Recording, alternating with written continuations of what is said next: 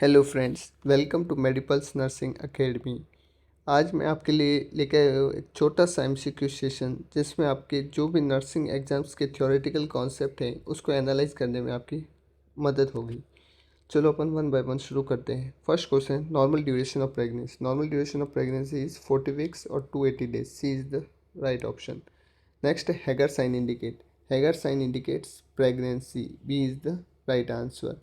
Hugger sign में क्या होता है कि जो यूट्रस होता है, यूट्रस के जो लोअर पार्ट होता है between the body and cervix, इसके बीच में जो इस्टमस वाला पार्ट होता है, इसकी सॉफ्टनिंग होती है during the pregnancy is known as Hegar sign.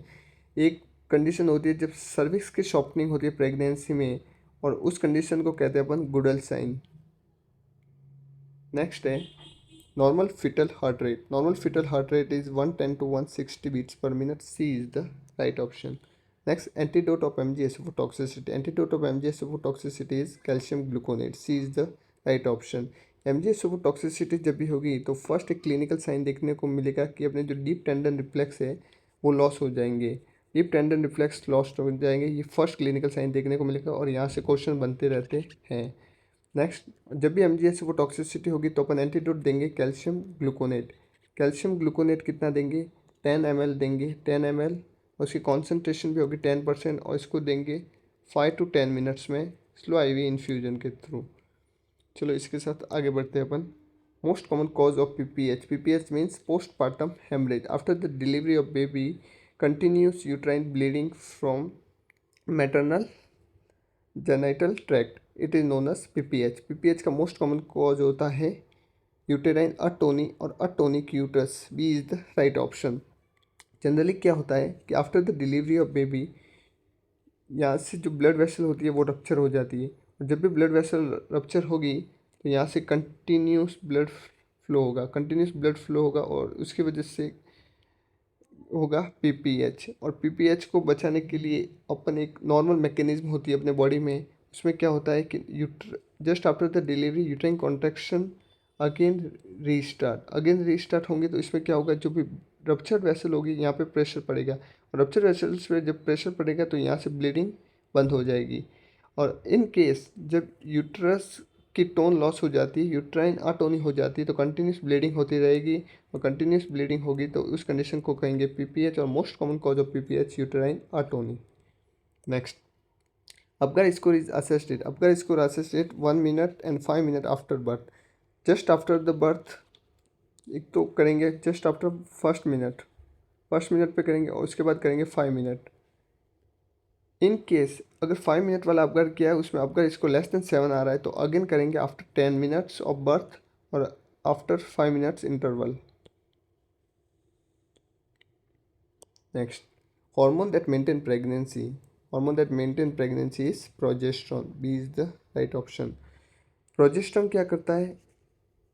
Progesterone करेगा यूट्राइन कॉन्ट्रैक्शन को इनिशिएट होने से बचाता है।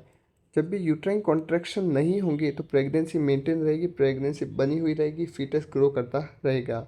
सो progesterone hormone that maintains pregnancy. Next, most common ectopic site of pregnancy is fallopian tube. यहाँ पे फेलोपियन ट्यूब का ऑप्शन में देखिए, फेलोपियन ट्यूब के पार्ट दिए, तो फेलोपियन ट्यूब के मोस्ट कॉमन पार्ट में होता है ampulla. Ampulla is the most common site of ectopic pregnancy in fallopian tube. Third stage of labor ends with placenta delivery. B is the right option. First stage of labour में क्या होता है? Cervical dilation. Second stage में क्या होता है? Delivery of baby. Third stage में क्या होता है? Delivery of placenta. Fourth stage generally होती है ऑब्जर्वेशन की, जो 1 to 4 आवर की होती है, इसमें मैटरनल वाइटल्स और मैटरनल पीपीएच के लिए अपन ऑब्जर्व करेंगे। बाइसोप स्कोर असेस करता है सर्विक्स को। B is the right option. Bishop score generally अपन यूज करते हैं कि during the time of labour cervix कितनी रेडी है लेबर को प्रोग्रेस करने के लिए। सर्वाइकल रेडीनेस को असेस करने के लिए अपन बाइसोप इसको यूज़ करते हैं during the labour. Next, contraindicated vaccine in pregnancy.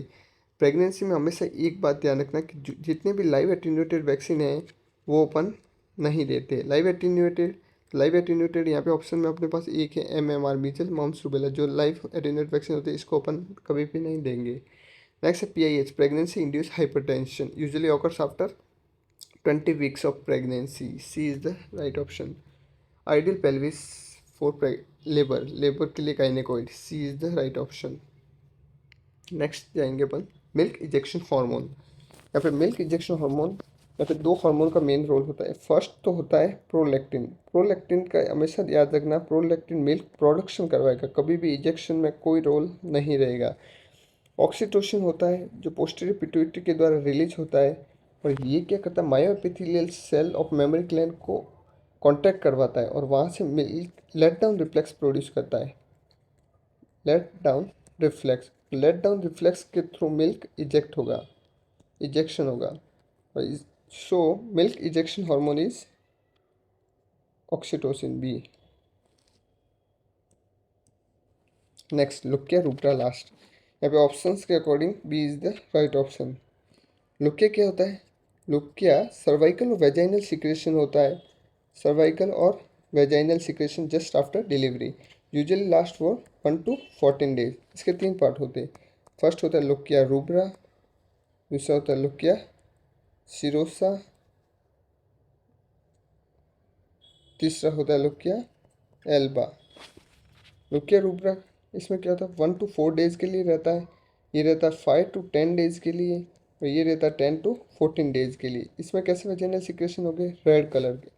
इसमें लुकिया सिरोसा में हो गए पिंकिश और ब्राउन,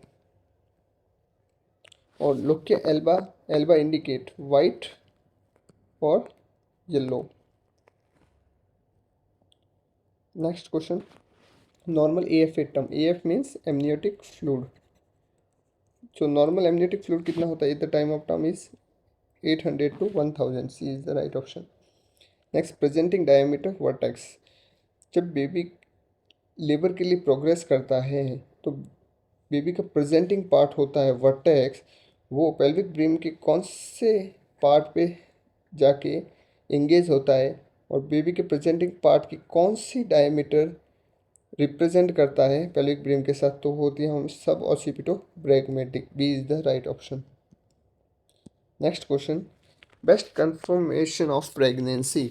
ऑप्शन के अकॉर्डिंग देखें तो एमिनोरिया कभी भी नहीं होगा। Amenorrhoea means absence of menstruation. Menstruation का एब्सेंस कभी भी प्रेगनेंसी को इंडिकेट नहीं कर सकता। दूसरा है यूपीटी यानी यूरिन प्रेगनेंसी टेस्ट, जिसमें अपन असेस करते हैं HCG, human chorionic gonadotropin hormone.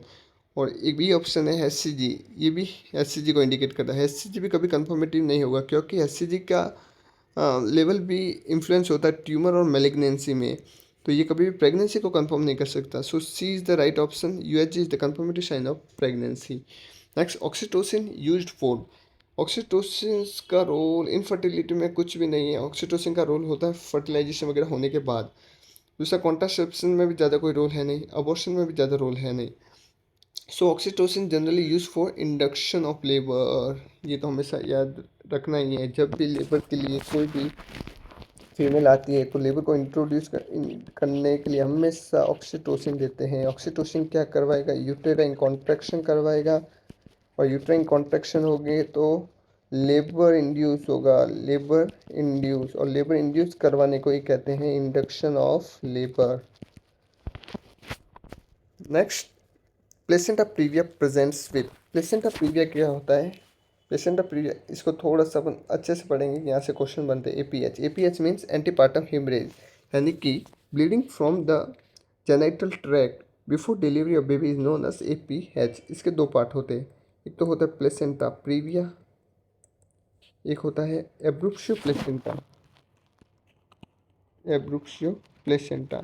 Placenta previa में क्या होता है कि नॉर्मल यूट्राइन पार्ट होता है, उसके अपर पार्ट में प्लेसेंटा का इम्प्लांटेशन होता है, और इन केस ये अपर पार्ट की जगह यूट्रस के लोअर पार्ट में जाके प्लेसेंटा इम्प्लांट हो जाए तो इस कंडीशन को कहते हैं प्लेसेंटा प्रीविया।